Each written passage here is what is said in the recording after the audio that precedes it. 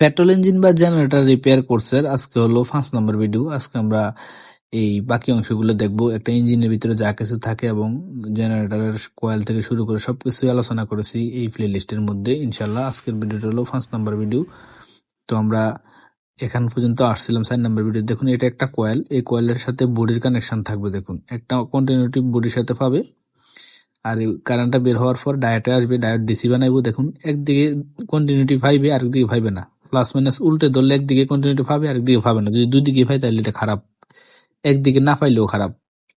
তো এখন আমরা সেলফ মোটরটা লাগিয়ে দিব। সেলফ মোটরটা লাগানোর জন্য এই অংশটা আবার খুলতে হয়েছিল, আমরা এখন এটা আবার লাগাবো। তো সোজা হিসাব খুলে ভালোভাবে টাইট দিয়ে দিবেন। তো টাইট দেওয়ার পর এখানে আর বেশি কিছু নাই। এখন আমরা উপরের কেসিংটা লাগাবো। 10 নম্বরের সাইডটা নাট থাকবে, সাইডটা নাট দিয়ে লাগিয়ে দিব। উপরে দুইটা, নিচে দুইটা। আমাদের ইঞ্জিনের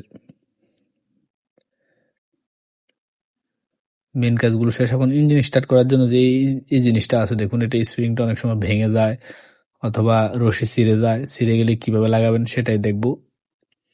তো এটা দেখুন কিভাবে কাজ করে। লজিক্যালি আমরা খুলবো, খোলার পর দেখবো। যদি এটা রশি ছিঁড়ে যায় অথবা স্প্রিং ভেঙে যায়, স্প্রিং আনার পর অনেকে লাগাইতে পারে না।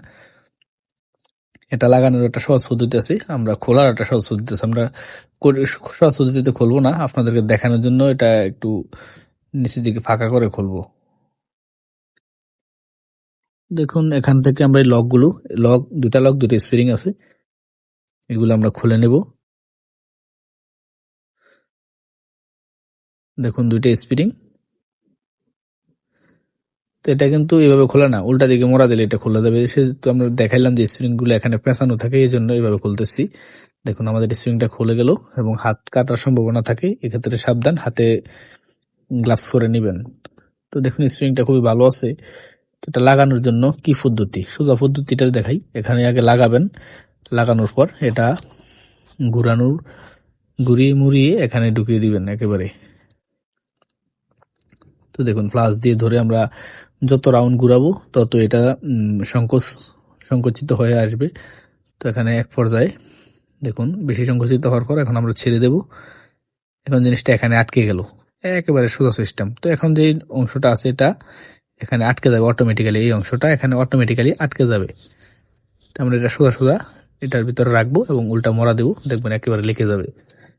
যারা কিন্তু এটা লাগানোর সিস্টেম জানেন না তারা কিন্তু সারাদিন শেষ করে ফেলবেন, কিন্তু লাগাইতে পারবেন না। ওই ক্ষেত্রে এটা খুবই সেন্সিটিভ ভাবে দেখতে পারেন। তো এখন আমরা স্প্রিংটি লাগিয়ে দেবো। স্প্রিং লাগানোর পর এই যে এখানে লকগুলো লাগাবো। আবার যদি এটা লাগাই, এই দেখুন একেবারে সিম্পল জিনিস। এখানে দেখুন একটা নাট আছে বড়, এদিক দিয়ে একটা আছে স্প্রিং, এটা কিন্তু সাপ দিয়ে ধরে রাখবে। তখন এটা আমরা আবার লাগিয়ে দেবো। এখানে এখানে বেশি কিছু নেই, কিন্তু এটা যদি আপনি লাগানোর সিস্টেম না জানেন ভাই, মানে অনেক কষ্ট হয়ে যাবে। এই জিনিসগুলা দেখতে সিম্পল হলে এটা কিন্তু বিশাল একটা গ্যাঞ্জাম জিনিস। তো এটা রশিটা আপনি আমি যেভাবে ফেঁসাইতেছি দেখুন, এটা এইভাবে ফেঁসিয়ে নিবেন, এটা নর্মাল পজিশনে রেখে। তারপর এক রাউন্ড ঘুরাবেন, ঘুরানোর পর রশিটা বের করে ফেলবেন যেদিক দিয়ে বের হওয়ার কথা।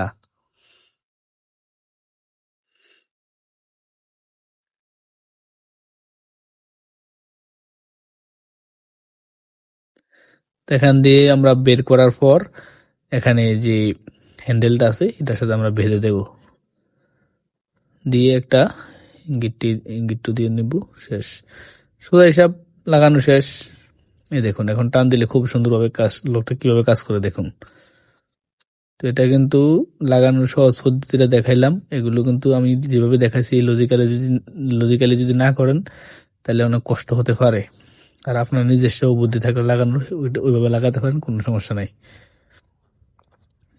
দেখুন এটা কিন্তু এটার সাথে আটকে যাবে, যখন এটা টান দিবেন আবার ছেড়ে দিলে এটা নিজের পজিশনে চলে আসবে। তো এটা আমরা এখানে 3টা 10 নম্বর নাট আছে, 3টা 10 নম্বর নাট দিয়ে লাগিয়ে দিব। জিনিসটা হলো বল্টু, আমরা বারে বারে নাট বলি, কিছু মনে করবেন না, ছোটকাল থেকে বলতে বলতে অভ্যাস হয়ে গেল আর কি।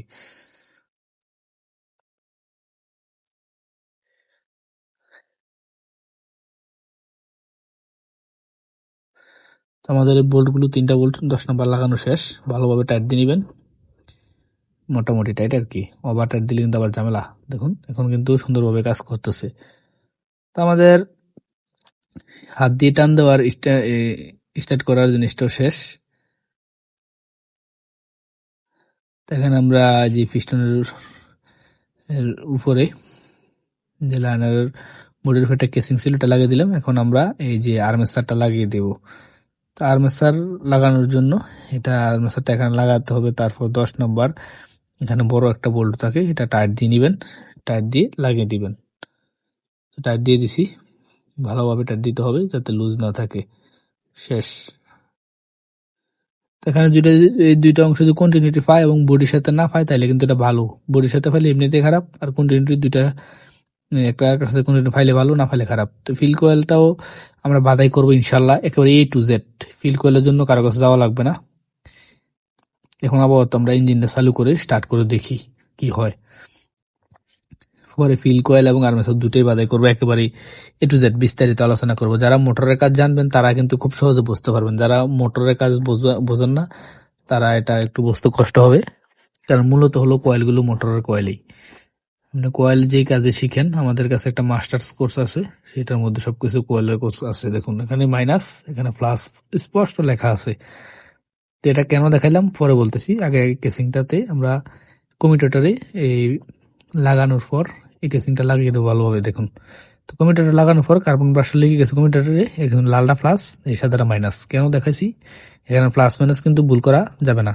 তো এটা আমরা যেভাবে ছিল এভাবে লাগিয়ে দিলাম। এটা বাকি ওয়ারিংটা দেখবো যখন আমরা কয়েল বাদে করবো, একেবারে ডায়াগ্রামে কি সুন্দরভাবে সবচেয়ে সহজ পদ্ধতিতে যেভাবে দেখা যায় সেটাই দেখাবো। আর এই দুটা দিয়ে 220 ভোল্ট আউটপুট হবে।